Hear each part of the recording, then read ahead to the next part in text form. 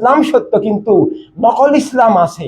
এভাবে এভাবে মানে বিভিন্ন ধর্মের নামে ধর্মের মৌলিক সত্যকে, ধর্মের আসল সত্যকে অস্বীকার করে বহু মিথ্যা ধর্ম আছে, তথা বহু মিথ্যা ধর্ম না, সব ধর্মই এখন মিথ্যা। এভাবে ধর্মের মৌলিক সত্য কি?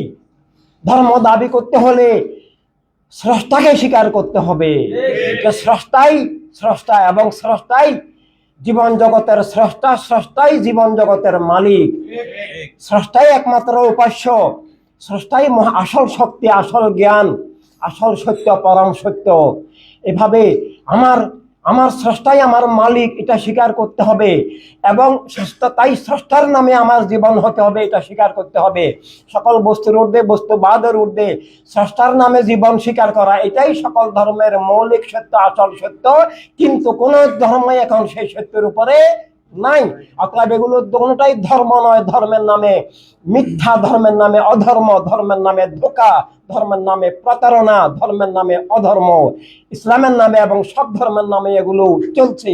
তাই ওয়ার্ল্ড হিউম্যানিটি রেভলিউশন সব মানুষের জন্য, আমি মানুষ এটা বুঝার, আমার জীবন কিসের ভিত্তিতে, কার নামে, এটা বুঝার, সকল মিথ্যা থেকে, সকল মিথ্যার উৎস বস্তুবাদ থেকে এবং মিথ্যার বিভিন্ন ধারা, ধর্মের নামে অধর্ম, ইসলামের নামে ভুয়া ইসলাম থেকে মুক্ত হয়ে স্রষ্টার নামে জীবন, স্রষ্টার আলো, রেসালাতের আলোকে জীবন, যে আলোর বাহিরে স্রষ্টার কোনো আলো, রহমত, হেদায়েত, বন্ধন কোনো কিছুই নাই।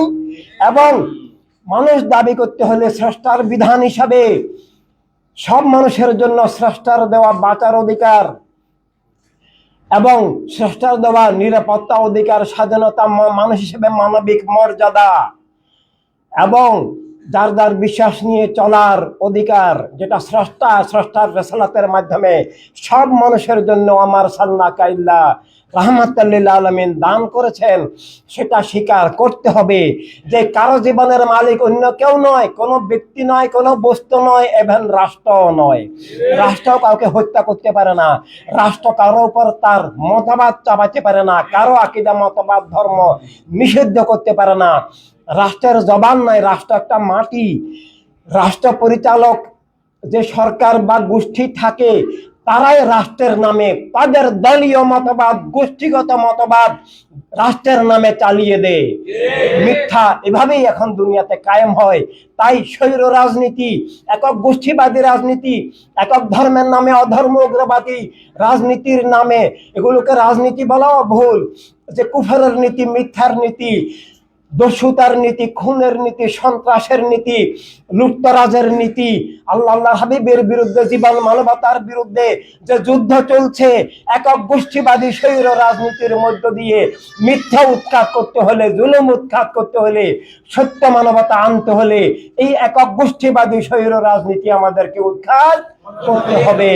এবং আল্লাহ হাবিব সাল্লাল্লাহু আলাইহি ওয়াসাল্লামের দেওয়া জীবন নীতি হিসাবে, সব মানুষের কল্যাণ হিসাবে, সব মানুষের প্রতিনিধিত্বশীল আল্লাহর দেওয়া, আল্লাহ হাবিব সাল্লাল্লাহু আলাইহি ওয়াসাল্লামের দেওয়া, সকল নবী রাসূল আলাইহিস সালামের দেওয়া জ্ঞান বিবেকের যে ন্যাচারাল, জীবনের যে ন্যাচারাল রাজনীতি, রাষ্ট্রনীতি, বিশ্বনীতি আমাদেরকে আনতে হবে।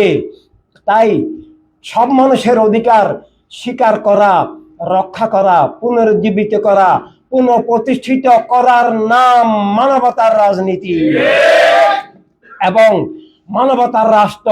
রাষ্ট্র এক ধর্মের, এক জাতির, এক গোত্রের, এক মতবাদের হবে না, এক দলীয় হবে না। রাষ্ট্র এবং বিশ্বের মূল মালিক হিসাবে আল্লাহ রাসূলকে স্বীকার করা, আল্লাহ রাসূলের পক্ষ থেকে, রাব্বিন নাস, মালিকিন নাস, ইলাহিন নাস থেকে, রাসূল রাব্বিল আলামিনের পক্ষ থেকে, রাহমাতাল লিল আলামিন সাল্লাল্লাহু আলাইহি ওয়াসাল্লামের পক্ষ থেকে জীবন যার যার এবং রাষ্ট্র এবং দুনিয়া সবার। জীবন যার যার মালিক, যার জীবনের মালিক সে। কেউ কারো নিজের জীবন নিজেকে নিজে সৃষ্টি করে নাই, আল্লাহ সৃষ্টি করেছেন। এই জন্য প্রতিটি জীবন এক একটা খেলাফতে ইনসানিয়াত, মানে আল্লাহর দেওয়া জীবন। খেলাফতে ইনসানিয়াত মানে আমি জীবনটা আল্লাহ থেকে পেয়েছি, আল্লাহর হাবিবের রহমত থেকে পেয়েছি।